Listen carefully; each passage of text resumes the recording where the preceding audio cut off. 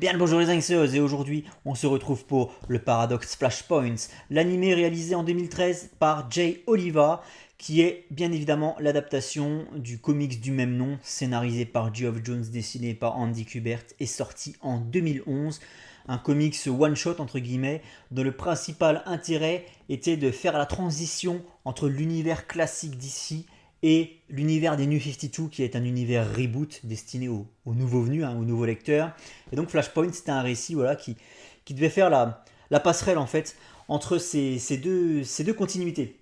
Et donc en 2013, eh bien, ils se sont dit chez Warner Bros. Et si en plus de lancer un univers cinématographique d'ici au cinéma, on le faisait avec nos animés, puisque jusque-là, il y avait des animés voilà, tous les 2 3 ans, ils balançaient un film, mais il n'y avait aucun lien entre ces derniers. Et donc là, ils ont eu l'idée de connecter tout ce qu'ils allaient faire par la suite. Alors, tout, pas tout non plus complètement, puisque on aura des What If, on aura des Elseworlds, on aura des choses comme Batman Gotham by Gaslight qui n'ont rien à faire dans cette continuité. Mais voilà, en 2013, ils se disent, ce coup-ci, nos animés, on va les interconnecter, on va faire un univers partagé comme Marvel a son MCU avec nos dessins animés.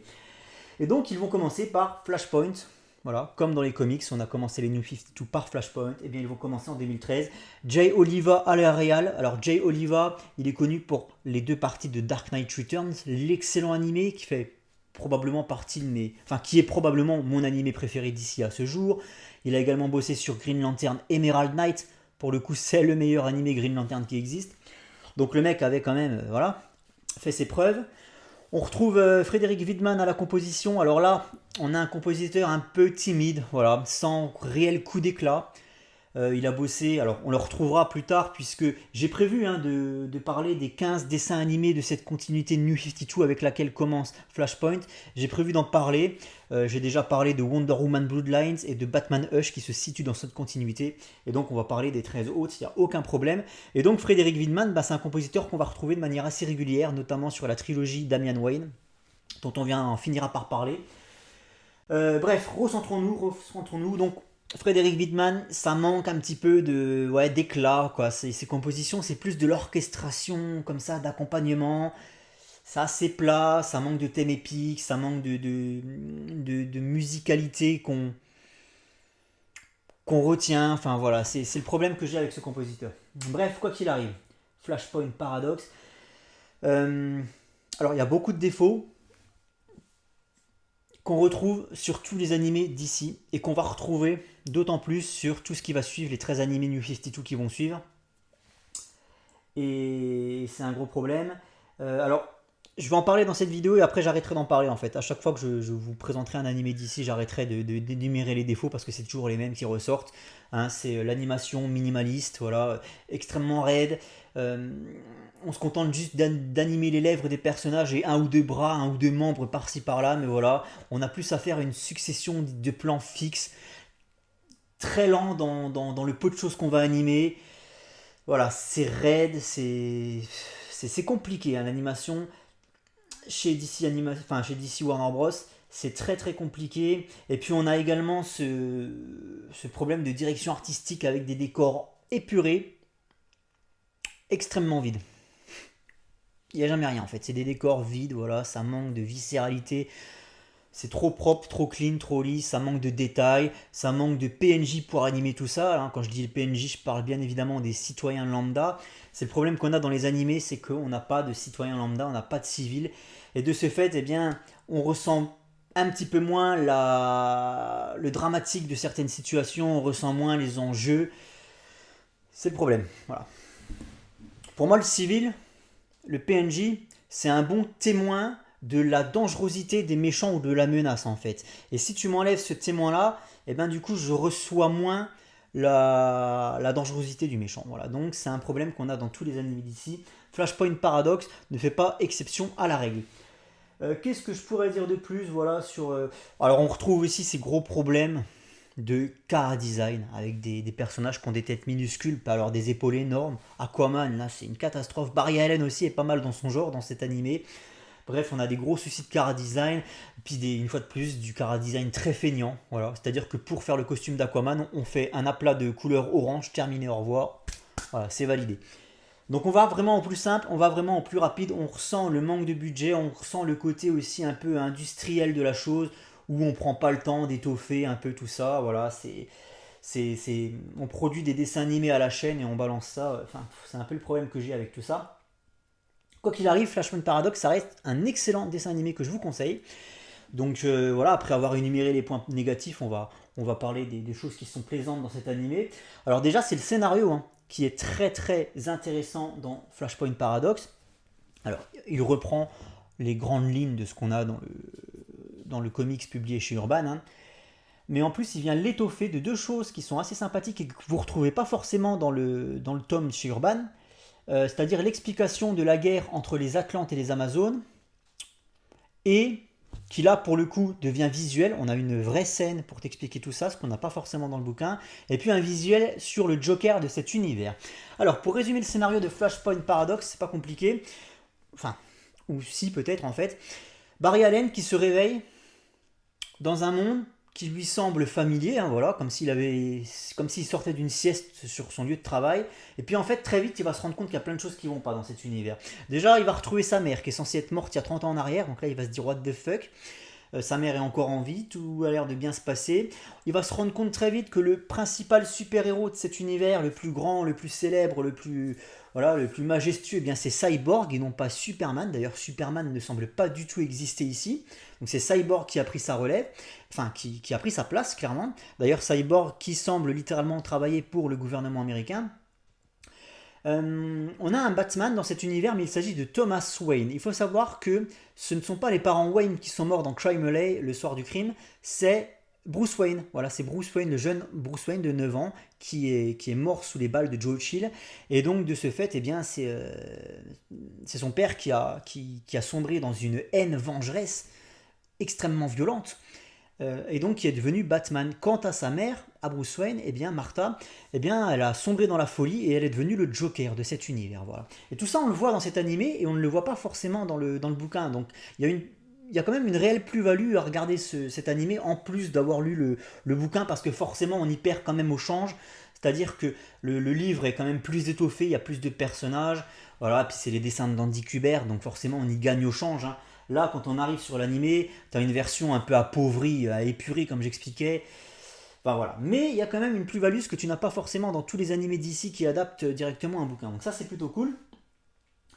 Donc voilà, Barry Allen qui se demande what the fuck, qu'est-ce qui se passe dans ce monde. Alors il y a un Superman qui existe, seulement il est planqué sous terre. Pourquoi ? Pour la simple et bonne raison que lorsque le bébé Kal-El s'est craché dans sa fusée hein, en venant tout droit de Krypton, eh bien il n'a pas atterri dans un champ de maïs au Kansas, il a atterri littéralement à Metropolis, ce qui a engendré une grosse explosion et de ce fait occasionné la mort de centaines de milliers d'habitants de Metropolis, hein. Et donc forcément, eh bien, il a été tout de suite capturé par les services secrets américains, envoyé sous terre, où il n'a jamais pu assimiler la puissance des radiations solaires et n'est donc de ce fait jamais devenu Superman. C'est un rat de laboratoire, planqué aux yeux de tous, inconnu de tous, personne ne sait qu'il existe si ce n'est Cyborg, parce que Cyborg forcément il sait tout, tu vois. Et enfin voilà, et du coup on n'a pas de Superman dans cet univers, donc il y a plein de choses comme ça qui sont bizarres et Barry Allen, eh bien il va essayer de trouver une solution pour revenir dans la timeline telle qu'il la connaissait avant tout ça. Voilà, il va essayer de retrouver un présent entre guillemets normal. Et j'ai oublié de le mentionner, et pourtant il s'agit du plus gros événement de Flashpoint, hein, c'est la guerre fratricide entre les Amazones et les Atlantes, voilà, qui a éclaté du jour au lendemain. On vous explique pourquoi dans cet animé, on voulait avec une vraie scène digne de ce nom, alors que dans le bouquin, c'est plutôt un dialogue, voilà, donc du coup t'as pas de visuel à mettre là-dessus, c'est dommage. Donc une fois de plus, preuve qu'il y a une petite plus-value dans l'animé, pardon. Et donc la guerre entre les Amazones et les Atlantes qui fait rage et qui est incroyablement destructrice, voilà, donc on est sur une troisième guerre mondiale, les hommes, eux, également ont déclaré la guerre à tout ça parce que forcément ça fout le bordel, il y a des millions de morts, on assiste vraiment à une ère pré-apocalyptique, on voit que c'est le dawa, hein. Il y a des villes européennes qui sont littéralement sous les eaux, qui sont entièrement détruites. Et le problème que j'ai, c'est une fois de plus, c'est que ça manque un peu de civil pour apporter un petit peu de drama à tout ça. Bref, donc là c'est d'autant plus choquant dans ce contexte-là apocalyptique où t'as pas la perception des humains en fait. Voilà, j'aime bien moi quand on voit l'ampleur des dégâts mais à échelle humaine et c'est pas forcément le cas dans cet animé vu qu'il n'y a pas de PNJ. Enfin bref, c'est dommage. Quoi qu'il arrive, voilà, c'est un animé qui regroupe tous les personnages mythiques de l'ère d'ici en leur offrant une réécriture, une variation, une version 2 qu'on n'a pas l'habitude de voir et en cela c'est très rafraîchissant et ça fait plaisir. Et en plus, ce qui est excellent dans cet animé, c'est que c'est Barry Allen, hein, le second Flash, qui est le héros. Voilà, donc c'est pas Batman comme d'habitude. Là, on a pour le coup un animé qui regroupe tous les personnages d'ici, comme j'expliquais, mais qui est quand même centré sur Flash. C'est quand même son aventure à lui, c'est lui le héros, c'est à lui d'essayer de sauver le monde, pour le coup. En tout cas, de sauver cette réalité. Donc ça, c'est très cool. Il est bien iconisé, ça fait plaisir de voir un Flash iconique. Euh, Alors, je pense que cet animé, pour le savourer du mieux possible, il faut quand même avoir une certaine connaissance de l'univers d'ici. Je ne vous demande pas d'être un expert, hein, ce dont je ne suis moi-même pas, mais voilà, d'avoir quand même une connaissance des bases de l'univers d'ici, puisque, étant donné qu'on est sur un Elseworld, un What If, qu'on va offrir aux spectateurs une nouvelle version de personnage, voilà, très loin des canons, très loin des versions classiques, eh bien, si tu veux saisir toutes les subtilités de ces variations de personnages, il faut connaître tels qu'ils sont à la base. Sinon, ça pose problème. Tu vois, c'est comme j'explique souvent quand les gens demandent à corps et à cri un Flashpoint au cinéma, je leur dis mais pourquoi vous voulez Flashpoint au cinéma qui est une déstructuration de l'univers d'ici, sachant qu'on n'a pas eu encore d'univers d'ici à proprement parler. Il faut instaurer déjà un univers d'ici, le développer, et puis après le détruire via Flashpoint, en offrir une toute nouvelle version. Si tu n'as pas l'univers d'ici de base, tu ne comprends pas en fait la subtilité des variations. Je ne sais pas si j'arrive à me faire comprendre, j'ai l'impression de faire du Van Damme de par certains moments. Quoi qu'il arrive, si vous êtes un nouveau venu et que eh bien, vous voulez vous plonger dans le DC AMU, le DC AMU, le DC Animated Movie Universe qui commence avec Flashpoint et qui se termine avec Justice League Dark Apocalypse War, hein, 15 films plus tard. Si vous voulez vous lancer là-dedans et que vous ne connaissez pas grand-chose à l'univers d'ici, alors je ne saurais que vous conseiller de commencer avec le deuxième film qui est Justice League War et dont je parlerai dans la prochaine vidéo. Voilà. Flashpoint, ça peut se voir comme un one-shot à part entière. T'as pas besoin de voir quoi que ce soit avant. Enfin, il faut quand même connaître les bases de l'univers d'ici, comme j'expliquais, mais t'as pas besoin de voir la suite. En fait, tu t'en fous. Ça peut se voir juste comme un one-shot, voilà, une version what if de l'univers d'ici. Et puis voilà, si tu connais pas plus que ça l'univers d'ici, c'est vrai que Flashpoint, tu risques de pas saisir le délire, quoi. Je pense que j'ai à peu près fait le tour de ce dessin animé. Je le trouve très très bien parce que pour le coup il y a de l'enjeu et il est assez violent cet animé. C'est-à-dire qu'on n'a pas peur de montrer des têtes coupées ou des effusions de sang. Voilà, il se passe des choses très violentes et assez dramatiques pour le coup. Donc ça fait plaisir. Moi j'aime bien quand les animés d'ici arbore comme ça ce ton très adulte, presque austère. Moi j'aime bien quand il y a du sérieux dans l'univers des super-héros, vous me connaissez, j'aime bien quand on prend pas tout à la légère, et c'est ce que fait très bien Flashpoint Paradox, et c'est ce qu'on va avoir du mal à retrouver sur les animés New 52 qui vont suivre après ça. Mais on en reparlera, on aura le temps. Mais voilà, Flashpoint Paradox, moi en cela je l'aime beaucoup, c'est un de mes animés préférés, je le trouve très très réussi. Voilà, même si forcément, bon bah ça tient pas la comparaison avec le comics, en tout cas pour ce qui est des visuels, parce que d'un côté on a Andy Kubert, et là on a des visuels pré-mâchés, on a du dessin lambda, avec des problèmes de chara design comme j'expliquais, des soucis de proportion aussi, pas seulement au niveau des personnages, mais au niveau des décors, tu as des choses qui paraissent énormes et d'autres petites à côté, enfin voilà, c'est assez bizarre. Et puis alors un truc que je me suis noté ici, parce que sinon j'aurais complètement oublié de vous en parler, c'est qu'on a une toute petite scène post-générique, mais alors vraiment minuscule, qui vous introduit au film d'après, celui dont je viens de parler, Justice League War, voilà. Donc ça c'est cool, tu vois, ça permet de faire le lien entre les films et ça c'est très sympa puisqu'avant ce n'était pas le cas dans l'univers des animés d'ici. Donc ça c'est plutôt sympa. Vraiment on nous prépare à quelque chose qui s'avère ambitieux. Alors après, quand je vous parle de ce DCAMU, là, de New 52 animé là, est-ce que ça a été réussi? En tout cas ça a été réalisé, ils sont allés jusqu'au bout, mais est-ce que ça a été réussi? Putain. Mort ou morless, hein. Morless pour le coup.